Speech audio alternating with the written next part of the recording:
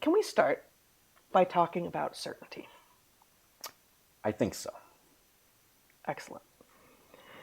I was in Portland this week. I went back to the city that we called home for 4 years, in part to see some of the amazing medical providers that I have formed relationships with down there, and yes, they do exist. And in part, the timing was to be there for the election, to see what it felt like, and to see if anything blew up. I think we'll talk a bit about a lot of these things, and I think my Substack this next week is going to be talking a bit about what I saw in Portland. I don't have it in a soundbite or even a series of sound bites yet. There's a lot to say about what that city with so much potential is and has, and what it's doing. But one of the things that I did while I was there was I met with just a wonderful woman who, I'm not going to name her. I failed to ask if I could. But I know she watches Darkhorse. And she is finding herself angry. And in talking angry that so many among her circle of oldest friends and some among her family are responding to her like she's the problem. And for not vaccinating her children, for not wearing a mask when she's outside, for not trusting the public health officials that we know have been lying to us now for a long time, and not trusting the next thing that comes out of their mouths.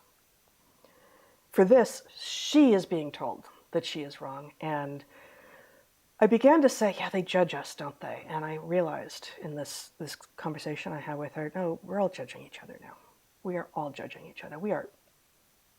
We seem to be, so many of us, increasingly certain of our positions. And I also saw a piece of theater in Portland that put this into very sharp relief. In which a person who has simply adopted, it was a one-woman show, a person who has simply adopted all of the narratives from the mainstream and the public health apparatus as the truth, as the only truth, as the forever truth, has said, I was watching her certainty and thought, well, okay, how is her certainty? How are the people in our lives who are angry with us for making these decisions that we feel more and more certain we're the right ones, how is their certainty different from our certainty? And one of the things I arrived at was, we didn't start out certain. We started out skeptical and hesitant and employing the precautionary principle with things like, where's this virus from? What might it do? How's it going to proceed? Let's use the wisdom that we do have as, for instance, evolutionary biologists, as bat biologists, as people with a history of thinking about granting agencies, and figure out what we think might be true and figure out what the predictions of those ideas would be. And let's see what happens. And when, for instance, the COVID vaccines were beginning to be rolled out, and we were told they're safe, they're 100% safe, there are a lot of us who said, you've just lied to us.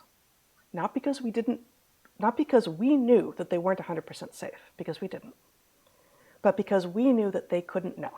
No. You got to be careful about that. They could not be 100% safe if they didn't know whether or not they did harm. They could have been 100% harmless, but the safety comes from knowing that they do no harm. Maybe this is important. It doesn't strike me as important at the moment, that distinction. And I think that's going to muddle the issue here, because this is a very important issue, and I think you're going to have to let me not go down that semantic road for the moment, and you can do the clarification that you think you need to afterwards.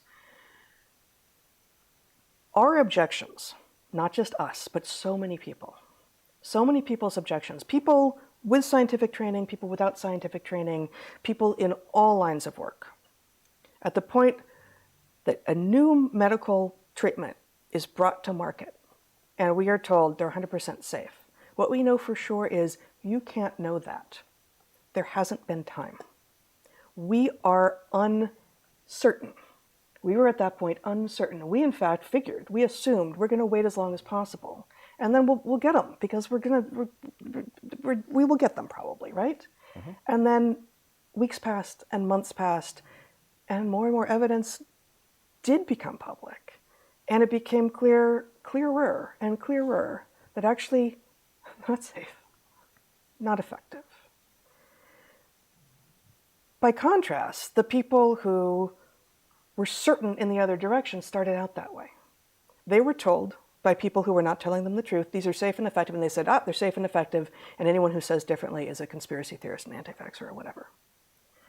And so the prediction I want to make, which is maybe prediction isn't even exactly the right word here, but the prediction I want to make is that even though I, at this point, have a high degree of certainty that, for instance, the COVID vaccines are neither safe nor effective, I did not start out that way. And I think that if you take the two camps, such as it is, over in COVID vaccine territory, what is wrong with you people? Why are you putting us all in harm's way? Take the damn vaccine crowd. And the absolutely not, I'm not going to do it, and what are you doing to your children crowd. At the moment, the people in these crowds seem to have similar levels of certainty with opposite valences. But the prediction is that there are some people over in the I'm not getting near your damn vaccine crowd who started out that way, and they were also being non-scientific in their approach, right? But my prediction is that there are more people over in the I'm not taking that treatment crowd who started out uncertain and skeptical and hesitant and using the precautionary principle and using science. And as more and more evidence came in, developed a higher degree of certainty because that's what science does for you.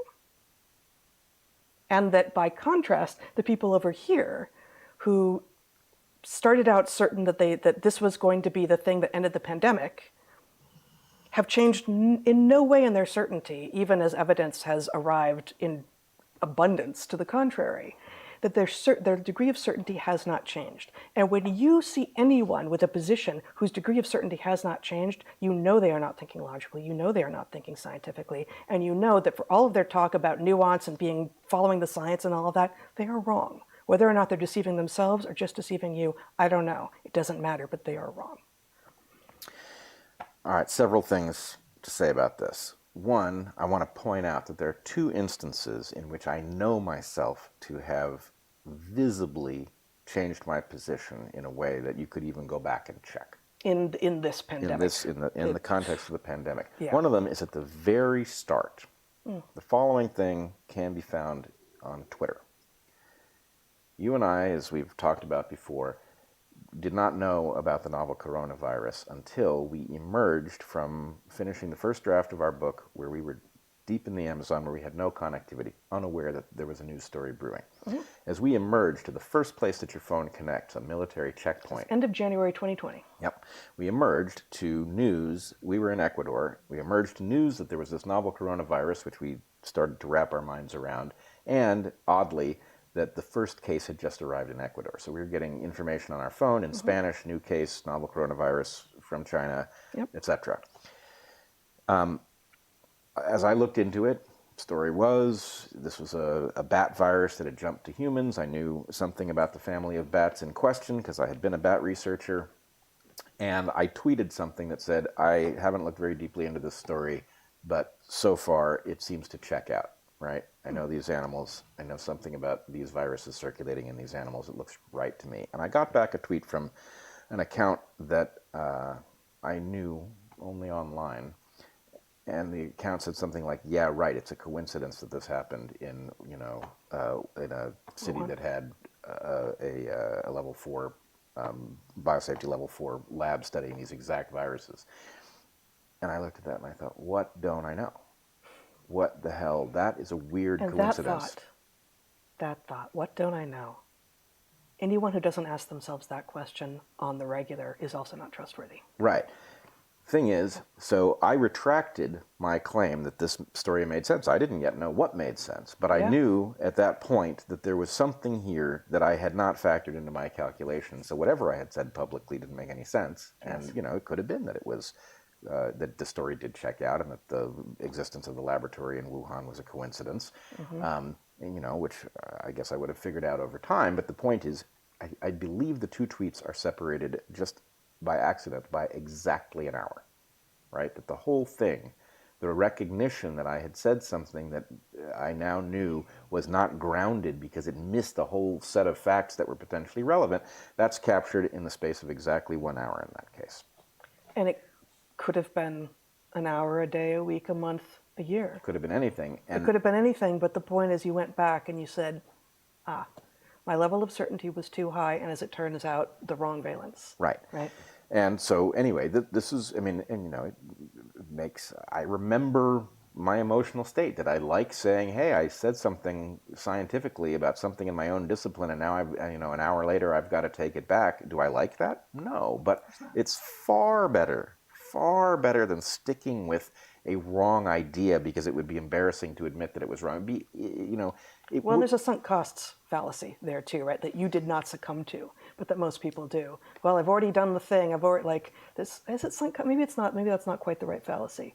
There's a I don't. There's a good money after bad. It's good money after bad. Okay, that's it. So I don't. Oh, this is going to be bad. This is going to feel really uncomfortable. The longer you wait, the worse it gets, guys.